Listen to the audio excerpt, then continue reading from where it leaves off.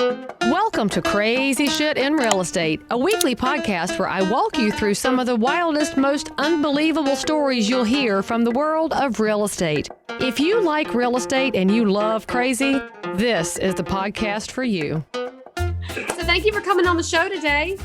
Yeah, thanks for having me. Yeah, welcome to Crazy Shit in Real Estate, where we do our best to make people say, "What did he just say?" That's our goal in life, but not in the Alex Jones style of wild conspiracies, just in the real life stories. Yes, we'll stick to the facts, stick to the truth. I still was kind of surprised that Spotify yanked that episode with Joe Rogan. I'm like, that if you let people listen to it, they get to decide. If you hide it, they go looking for it. Come on, man. Yeah, I mean, it was probably just a poor choice of guests to begin with, but once you do it, then you're like censoring it. If it's like, right. I mean, he's interesting to listen to, and I think all of us know he's wildly out there. But I like wildly out there people because I either go do my research and get more grounded, or ask questions, and we should all be asking questions. Yep, I agree. You got to be curious. You got to find your own facts, and you should listen to the different voices out there and make your own decision. Exactly. So Dave, tell us where you're located. I'm up in Maine. We're getting our first, or technically second, snow of the year today. And friends, by the way, we're recording this end of October. So that's, for North Carolina, that would never happen. But for Maine, that's still pretty early, right? Aren't y'all a few weeks ahead of normal snow?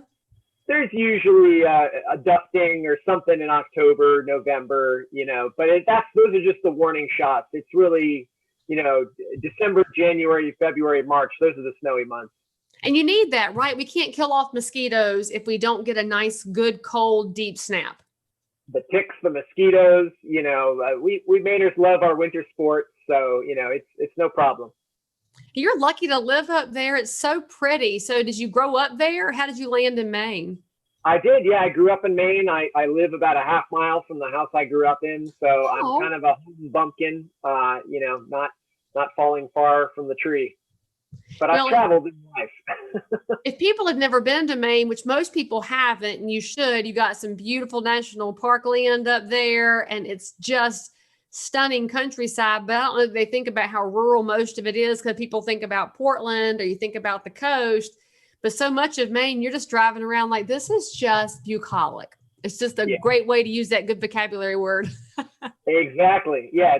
Our motto is the way life should be. And I believe it. That's why I've stayed, because I've seen the rest of the world, and, I've really loved the quiet, peaceful countryside and, up here. So it's a great place to be. But I like North Carolina. I like all kinds of different places too. And that's the fun of real estate, is you get to visit all kinds of different places. It really is. And so what have you ever done in and around the real estate space in your life?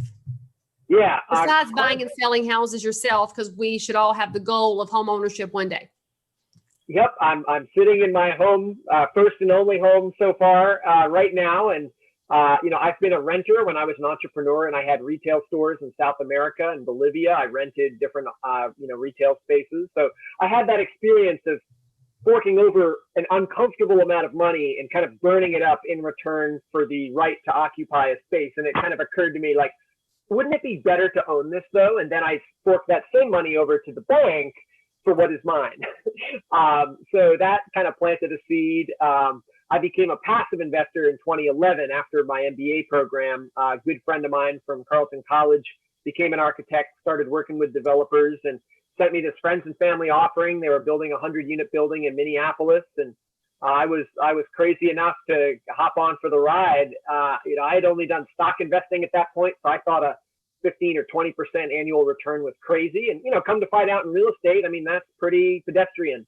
It can happen if you buy right. I mean, the thing about real estate is very similar to the stock market. You have to buy correctly. It's not about selling. It's about being smart on the purchase. And buying anything in 2011, pretty sure everybody in 2020 looks back and says, I wish I'd have done something back then too, because it was a scary market, and it's hard to take advantage of a scary market. But when you take those risks, it really does have an opportunity to pay off. Not that it always does, but the chances are pretty good.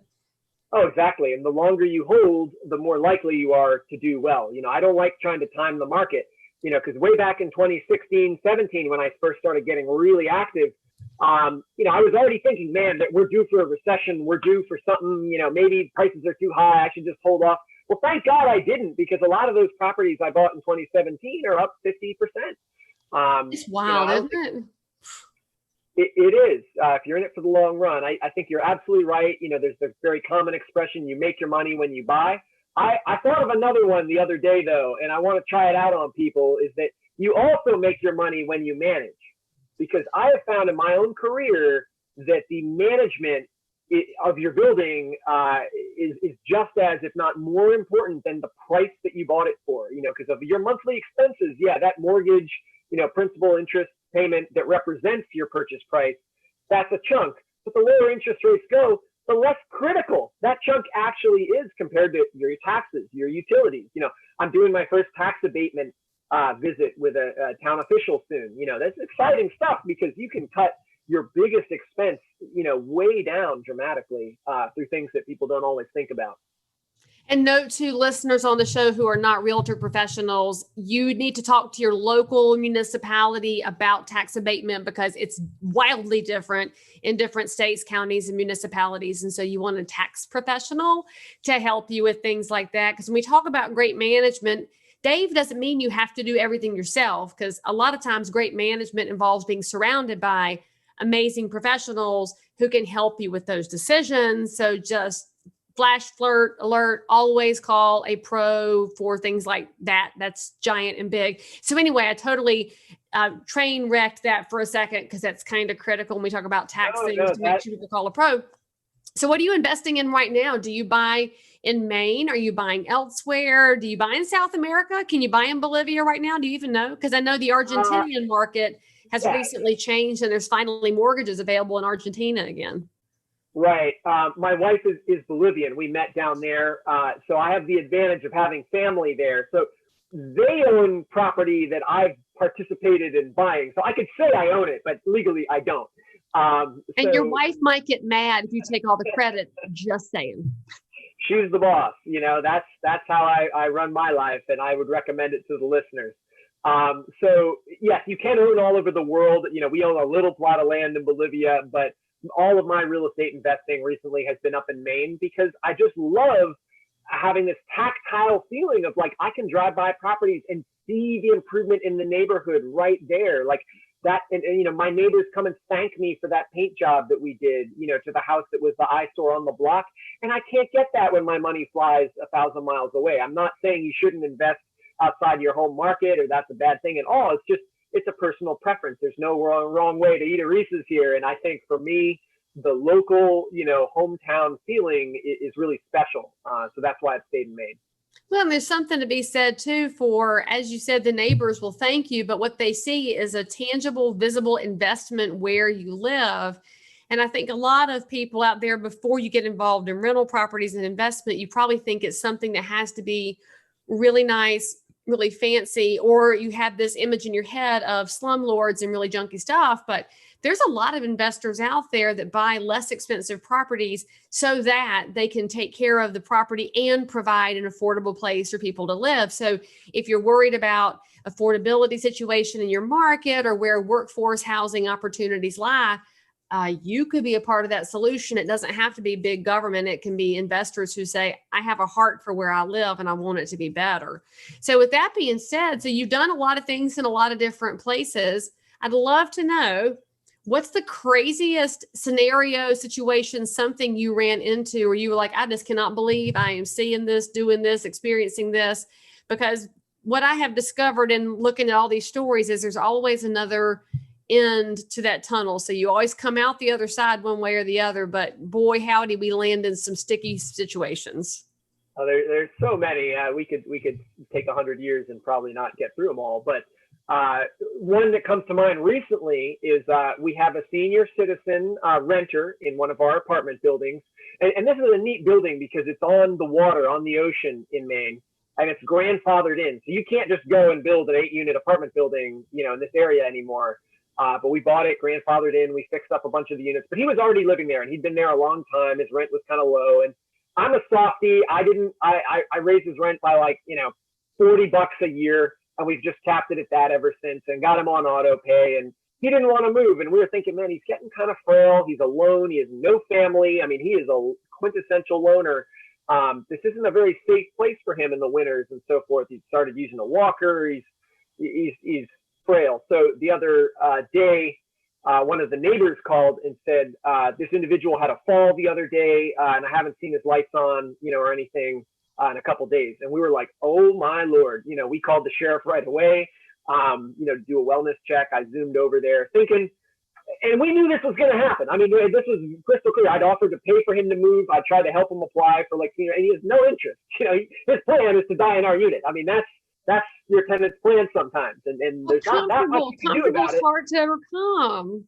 Yeah. And he just likes being out, in the woods. And if he's paying his rent, he's a good tenant. So why do I want to kick him out? So we go over there. And I get there, and I just went to check to make sure the sheriff found it, because I'm thinking, like, I don't know if they've responded or not, and this could be, minutes mattering or something. So I'm picturing the poor man on the floor or something like that, and I pull in, and the sheriff just about to pull out, and we kind of roll down, do the window-to-window talk. I feel like I'm a cop too, and I explain, I introduce myself. I'm one of the owners of the building. What's going on? He's like, he's not in there. He's not in there. And it's like, oh, okay. He's like, I thought I was going to find him there because of the way he lives. I've seen this before, and I thought I was going to find him on the floor, but he's not there. So he's probably in the hospital. We'll make some calls and check it out. And sure enough, they found him in the hospital. And, I called him thinking, well, we ought to go visit him or at least check in on him, see what's going on. I mean, maybe this can be the catalyst to help him move to assisted living or something safer for him. And no way, he's all piss and vinegar. He's his same old self. He's coming right back. He just had a little fall and no big deal. And it's like, okay, same old. We'll go back to it. So I'll have another story for you about him shortly. I'm sure. We'll see. See, all I can picture when you describe the guy who doesn't want to move. Did you ever watch Ozarks on Netflix with Jason Bateman? I think I watched like one episode. Yeah, he's a great actor. So there was the old naked man who lived in the property who kept walking outside completely stark naked. And that's when I had to quit watching it because first of all, it's too suspenseful for me, but I don't like to see naked old people. But that's all I can think of when you describe your old guy who's like, I'm not going anywhere. This is where I am. I'm good. See, now you're going to have to go back and watch like episode 2 or something and see it again. I didn't mean to put that image in your head, Leigh. I'll stick to different stories. I can't erase that right now. Thanks. But you did uncover a really interesting piece of investment real estate that we never talk about. And that's the emotion of it, because often when we look at investment real estate and tenant and landlord relationships, everything turns into numbers on a spreadsheet, but you just exposed how this actually works, which is we like the old guy. We don't want to upset the old guy's life. We're worried about the old guy. We are his kids and grandkids because they're not around maybe as intimately within his life as you are. And so you're looking at this property, not just from a cash flow perspective, but from a humanity perspective. And I love that because when you're dead, it's going to have mattered maybe this much more that you took care of this guy than that you ran him off to make 50 more bucks a month. And I wish that people understood this about investors, because unfortunately, when the common conversation happens about landlords and tenants, landlords all look like big, giant, evil, nasty, greedy people. They're not. Most investors are mom and pop operations. They're individuals in the community who added real estate to their portfolio for long-term cash flow and long-term tangible way to invest in the community. They're not hedge funds. They're not Wall Street. They're Main Street, and not even Main Street, they're side street and alleys and driveways. So I love that you brought that up, because you have other units, right? The other units are paying a market rent and it works out over time. Yeah, exactly. And for me, the reason I got into real estate was because I had that stereotype of the greedy landlord. And then it dawned on me that I could actually make a huge difference in people's lives if I not only helped make my own home energy efficient and healthy and all those things, but could do it for tenants with their rent while I made a profit, over time. And I could teach other people how to do this. So to me, it's like, if you're not doing a job that you feel is making the world a better place and helping others every day, you're going to slowly feel frustrated and empty. You know, it'll creep up on you, and then it'll become the obvious thing. And I'm sure a lot of people listening are like, yeah, I've known that for a while. I want to switch or whatever. And to me, that's my primary motivation in real estate. I mean, profit is down at number 3 or 4, you know, like it's in there. I got to have that. I'm not doing this as a charity because it's not sustainable in that way. But for me, it is about improving people's lives, you know, of our contractors, of our residents, of our, you know, business tenants, and everyone we work with. And why else would you do this? Maybe there's a whole story there about why so many people get into real estate during their midlife crisis, that they let go of the first 20 years and say, but I want to do this. And at the outset, it looks like you're doing it for the money and for the flexible schedule and to run your own business. But we all know that once you're in for more than about a year, you realize it's because it's a service profession and we get to serve through real estate, and stop being quite so frustrated with the world because we can almost turn that off to an extent because we're so dialed into the smaller micro stories. And so with that being said about micro stories, I'd love to know about these books behind you. What's the scoop with Coffee Smuggler and Cyberfire? And it's not Loser Fire. See, I know y'all watched the pre-show, but later. Coffee Smuggler's got a really good cover to it. So now I want to read it because I like little sketches. What's it about? True story of Gabriel Declue, who in 1723 brought coffee to this hemisphere from France. And he did it illegally. He stole it from King Louis by seducing a noblewoman who had a weird illness that meant her doctor could get into the royal garden where the only plant in France was located. He stole a clipping of it, smuggled it out of France, got aboard a ship that got attacked by the Barbary pirates, got in a hurricane, and then ran out of wind in the doldrums. They ran out of food and water. So he was sharing his water ration with the plant every day. And that's what this, you know, etching is from in history. It's him, you know, sharing his water with the little coffee plant. And he gets back to Martinique in the Caribbean, in the French Caribbean, plants it there. And that's where coffee started in this hemisphere. It was not Brazil or Colombia or Guatemala. It was in the Caribbean in Martinique in 1723 from Gabriel Declue. It's an adventure story. It's a fun read. It's you know, historical fiction because I wrote it from his first person perspective. So it's in his voice. And I'd encourage folks to check it out. And then I got most recently Cyberfire, which is an action thriller. Based loosely in the future, you know, a couple years out, you know, so it's kind of like could happen. And it's about a record heat wave that hits the Southwest, you know, 130, 140 degree heat.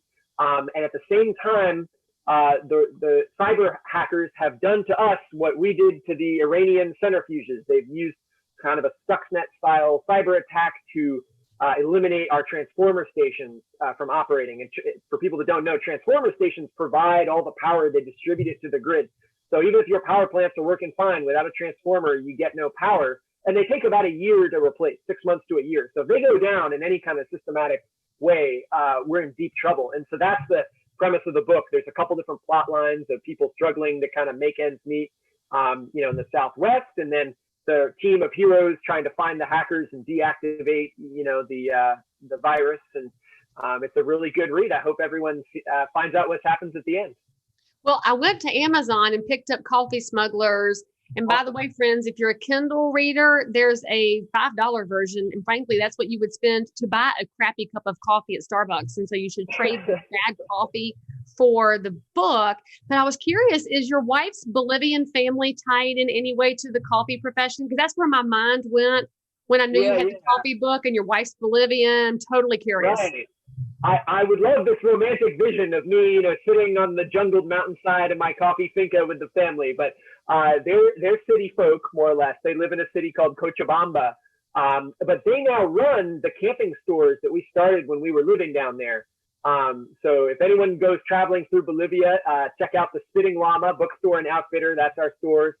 And we work with tourists and locals, and it's a lot of fun. So her family are retired. They come up and visit us and their grandkids like once a year. You might have to do 1, 2, 3 in me, because maybe you'll find out there is some DNA connection. And wouldn't that be wild and crazy? Because you just never know anymore.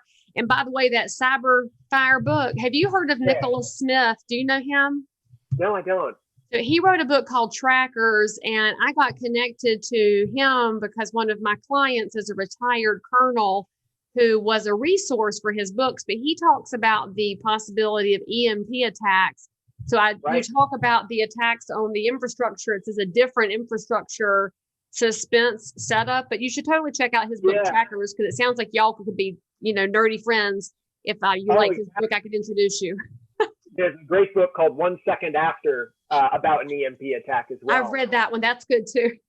Yeah, that was research for this one, so you may hear some echoes. Yeah. So, I'm a big book nerd, so I love being able to showcase new things to read. All right. So, Dave, if anybody wants to connect with you, whether it's about investment real estate or about how to find a wonderful Bolivian wife or how to write a book or what books they should read, how can they reach out to you and further connect with the Son of Maine? Yes. If they are interested in investing in one of my syndications or connecting with me for any kind of guidance, happy to chat. And they should just give me a call, 207-517-5700. They can hop on my website, which is holmanhomes.com. And my email is simple. It's just dave@holmanhomes.com. So I try to be available for folks, and no one ever reaches out. So you might as well be brave and, try it. So I have to tell you the funniest thing, since you said nobody reaches out. So one of the books I'm reading right now is Dream Big by Bob Goff. And I love Bob Goff. In his book, he has his cell phone number in is it the afterword or the forward? Oh, no, but his personal cell phone. And he says in the book, he's like, my editor thought I was crazy to do that because my phone would ring off the hook. And he said, I maybe get X number of phone calls, but it's actually not that many, but he loves the ones that he gets. And so y'all should reach out to Dave, because anybody in the real estate space loves to talk. And don't worry, because all of his information is in the show notes for this episode. So you can reach out at any time, and he can probably tell you where to stay if you go up to Arcadia National Park. So Dave, thank you for coming on the show and for giving us a lot of different little insights and glimpses. And hopefully you'll hear from some really interesting people to make your life more interesting going into the next year. Thank you so much, Leigh. I've enjoyed it. Thanks a lot. All right, guys, make sure you subscribe to the podcast and give 5 stars. That's kind of a rule around here. And always tune back in, because you never know what we're going to be talking about over here on Crazy Shit in Real Estate. And I'll see you next time. If you are listening to this episode and you need to tell us something about your crazy life in or around real estate, then tweet me at Leigh Brown or reach me on any of the social networks. That's if you're a broker, realtor, investor, inspector, lender, or just a regular, normal human being who happens to have dealt in real estate. Subscribe for more episodes, and as always, we are thrilled that you joined us for some crazy shit in real estate. See you next time.